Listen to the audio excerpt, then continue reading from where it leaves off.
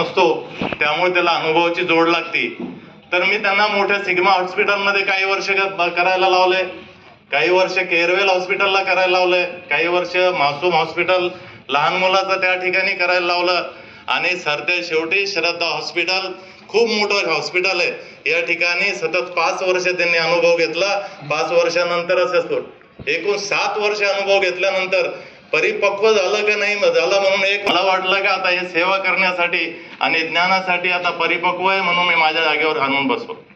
1 वर्ष अजून त्यांची परीक्षा घेतली, त्यांच्याकडून फरक पडतो का नाही पडतो म्हणून 1 वर्ष माझ्या बरोबर बसवलं. आणि आज त्यांचं या मान्यवराच्या हस्ते आज त्यांना त्यांचा दवाखाना उघडून दिला. बंधूंनो, यासाठी जनतेची गरज पडते, जनतेच्या प्रोत्साहनाची गरज पडते, गोरगरिबांच्या सेवेची गरज पडते. हे सर्व यांच्या हातून घडावं अशी ईश्वर चरणी प्रार्थना करतो आणि माझं मनोगत संपवतो. जय हिंद, जय महाराष्ट्र.